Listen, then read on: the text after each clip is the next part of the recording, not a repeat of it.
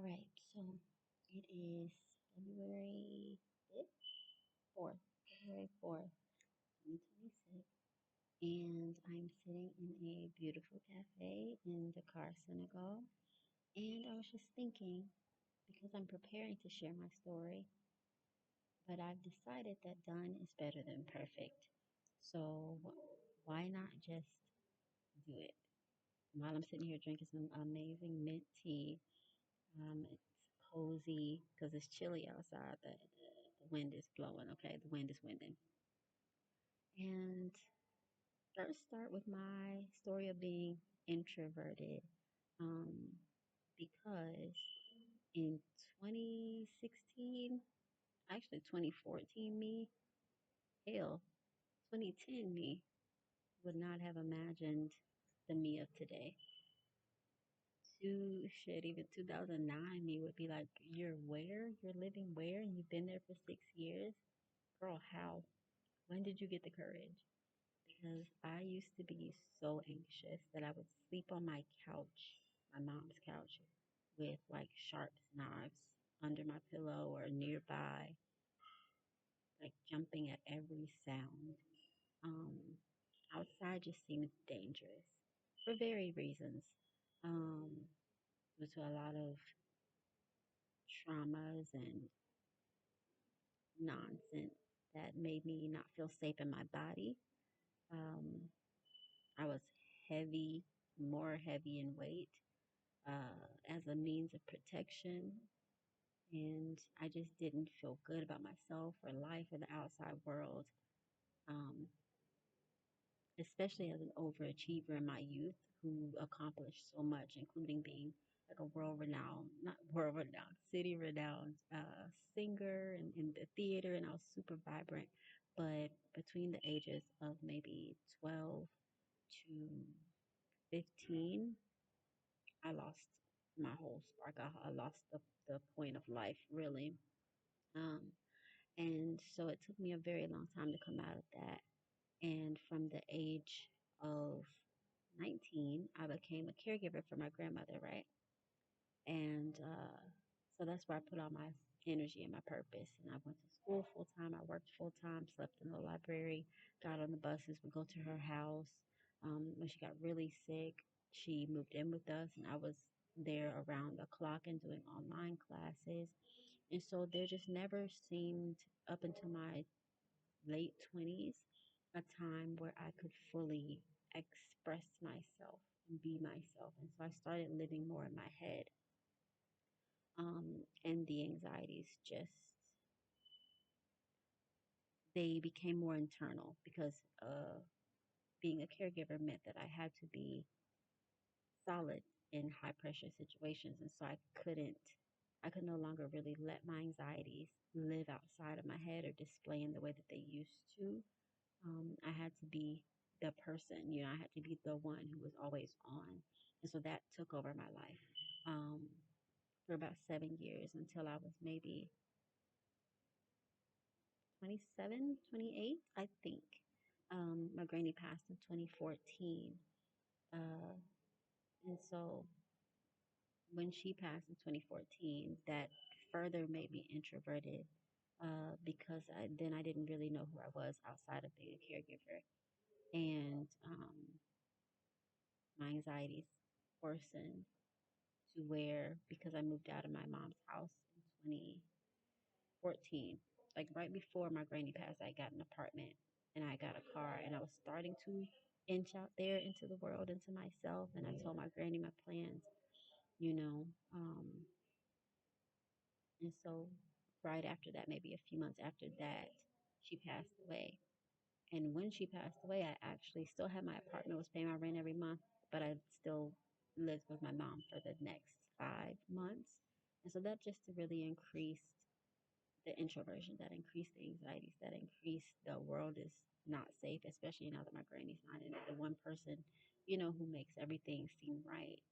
And I don't know if you've experienced this, where you have that one person who knows you and loves you unconditionally, right? And when that's gone, when that anchor is gone, nothing else really feels tethered. Nothing else feels solid or centered. or grounded. And so from 2014 to 2016, I became agoraphobic, which means that I was afraid to leave my house. If I didn't have to go to work, or oddly, I put on a mask of being bubbly and extroverted and out there. And by the time the day ended, I was exhausted.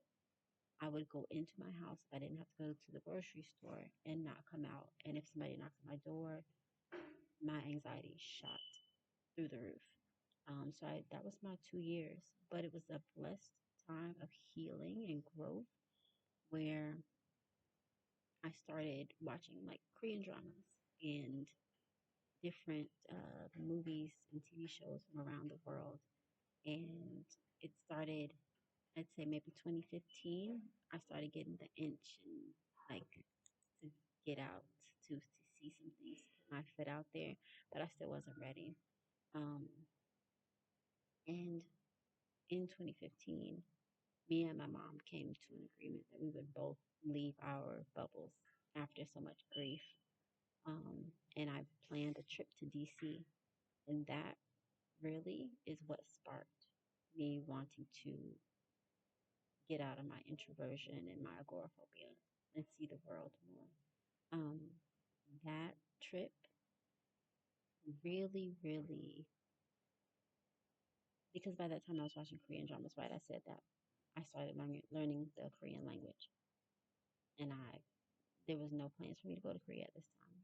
I was just learning the language, and I was very interested in, the culture, and also because my mom lived there for a minute and brought back like a cassette in the 90s, and I remember that cassette and the music and the language. So there was a connection there. Um, that's a note for me to use to pay attention to things in your childhood that can spark you to transition into your higher self, your adult self. So that trip to DC really sparked wanting to see the world. And during that trip, actually, there was a Korean mom and daughter who were sitting behind us.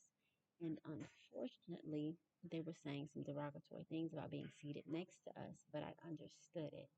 And that understanding opened my mind up to say that, girl, not only are you far more capable than you've felt you were over these years, but now you're in the world and you're interacting with these other people and you're interacting in another language. Um, so that was a really big key for me. Then, also during that trip, it pushed me out of my comfort zone because I had to take the reins on when the AC went on the train. Um, and that was really difficult because not only did I get sick, but my mom got sick. And so having to kind of take the lead on getting questions and getting answers to the questions of what was happening, that was a huge thing for me. That was really big, where it was like, okay, now I can see that I am more capable outside of this role in my life that I had for such a long time. And it helped me overcome the fear of the unknown, right? Because we couldn't have expected that to happen with the train. And then also something happened at the Airbnb. And my mom could see, that I was coming out of my shell again, that I was becoming more confident. And so she allowed me to take the lead with the Airbnb and speaking with the people about fixing some issues there. Um, it was just a really good moment of confidence building, of knowing that I could move in the world that I thought was dangerous for such a long time and posit myself with confidence and assertion. And so that really changed my perspective on like social interactions that I do exist. That's the first biggest thing. And that I deserve to take up space in the world.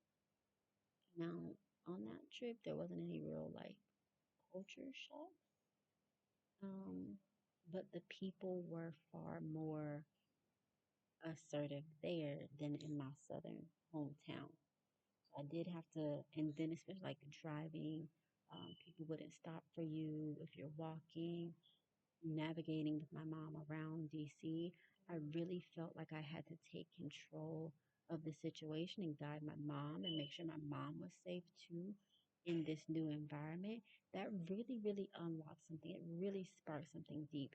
And that is something that I'll say no matter if you're at home or if you're abroad, pushing yourself out to these new environments really, really helps you hone in on your discernment.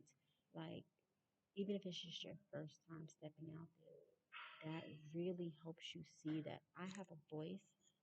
My body is here and exists, and I can move through the world like I belong, like I own these streets. I know where I'm going. I belong here the same as you, right? So after that trip, it took maybe a year further, but in that year after where I was in my home, um, I learned the power of solitude in my home. Before that, my mind was going constantly, right? But now I had solitude to return to. And I made my home a sanctuary versus a prison. Um, and so that also carried over to when I moved abroad. Not even a year later, because I had the confidence from DC, taking these baby steps of finding my voice, being assertive, feeling like I belonged, and knowing that I belonged in the world, I took the leap to apply to a program, teaching program in Korea. And so in less than a year, I was in Korea and I was able to apply those things to living in Korea and actively learning another language, communicating in another language, overcoming serious fear of the unknown while I was there because I ended up being about an hour away from North Korea, and people sensationalized that. And then on the news, they would say, "Oh, we're at war, or there's missiles firing, and such and such." And at that time, I actually had a role, a leadership role as a district coordinator. And I was the person who had to be cool under pressure of guiding all of the teachers there through these demonstrations, through possible escalations, all of these things. But the wild part was is what we saw on the news was not reflecting what was in reality. So all of these things were lessons um, in bringing me out of agoraphobia. Yes, I was still more reserved and quiet. And while I was there, I got severely sick due to black mold. That then forced me deeper into a sense of introversion and isolation just because of some things I was dealing with. But I still had my power. I still had a sense of belonging. I still was able to travel to Japan, to Thailand, to Vietnam, and ended up moving to Vietnam, and I'll go into that later. But that's my story of how this started, of how I jumped abroad and started really living my life for myself because it was baby steps. And I skipped over even after DC the fact that I came back and I started joining meetups. I started, let me not even skip over the fact that before that, I started taking myself on solo dates just to get out into the world after DC, coming back to my hometown and going to the movies by myself, going to food truck gardens or whatever, and just people watching and seeing how people moved, taking social cues, um, enjoying foods that I loved in unfamiliar spaces, exploring my own hometown, giving myself a place that was familiar to really have an adventure, right, in safety. And then that escalated from solo dates to going out to doing meetups on the group meetups, which were safe, controlled. And then I joined groups and I would go to pizza shops with groups of people. And I learned that I was funny. I learned that I was high energy and bubbly, and it wasn't fake, it wasn't a mask. um, going to baseball games. And from there, literally, that was maybe 2 months before I applied for my passport, um, and then applied for the job in Korea. So, yeah, it really, if you pay attention, you'll know when you're ready to break out of your shell and you'll start taking baby steps. You'll start taking the necessary structured steps to becoming your full self. And it doesn't have to be all at once. And it doesn't have to be you just jumping out there abroad willy nilly. There's a way that you can do it. And so this may be a little bit lengthier, but done is better than perfect because I really want to share this and I really want to show people how you can go from agoraphobic, introverted, anxious to taking ownership of yourself and ownership of your voice and ownership of your presence and showing yourself and then others in the world that you belong. So that's the journey that we're on. There are going to be 8 more videos. I'm going to make this a series. Done is better than perfect. Okay, we got this.